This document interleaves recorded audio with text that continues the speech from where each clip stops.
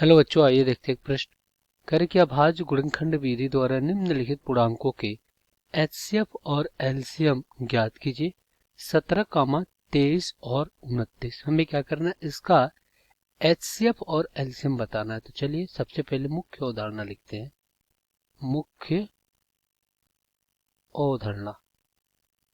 तो सबसे पहले एचसीएफ क्या होता है ये जान लेते हैं।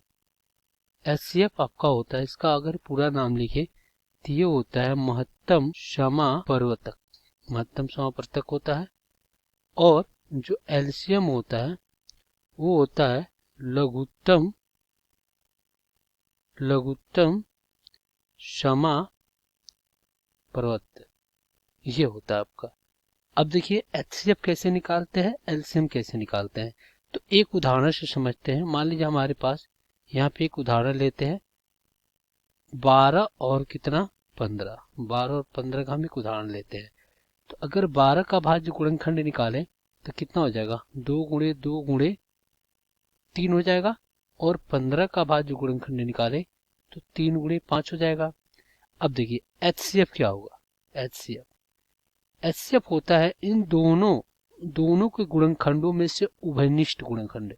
तो देखिए ये क्या है, 3 आपका दोनों में से उभयनिष्ठ है, तो ये क्या हो जाएगा आपका 3 हो जाएगा एचसीएफ।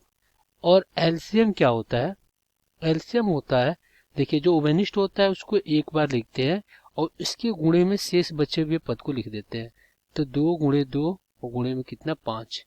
तो ये हो जाएगा, यहाँ से अगर गुणा करते हैं तो 3 दूना 6, 6 दूना 12, 12 पच्चे 60। तो ये हो जाएगा इसका 60 हो जाएगा एलसीएम। तो इस प्रकार हम क्या करते हैं, एलसीएम और एचसीएफ निकालते हैं। तो चलिए यहाँ पे हल कर लेते हैं। तो यहाँ पे क्या है 17, 23 और कितना है 29। अब ये तीनों क्या है, अभाज्य संख्या। अभाज्य संख्या क्या होती है, वो संख्या जो खुद के अलावा केवल एक से विभाजित हो, अभाज्य संख्या कहलाती है। तो इसका गुणनखंड क्या हो जाएगा, 17 का अगर गुणनखंड देखे तो एक गुणे में कितना हो जाएगा 17 हो जाएगा।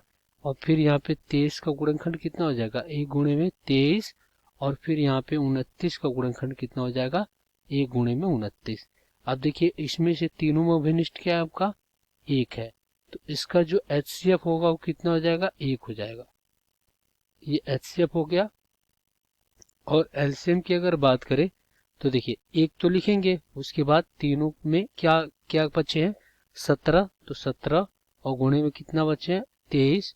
और फिर आपका क्या हो जाएगा, ये हो जाएगा 29। अब इसका एलसीएम कितना हो जाएगा, एलसीएम ये हो जाएगा 11,339।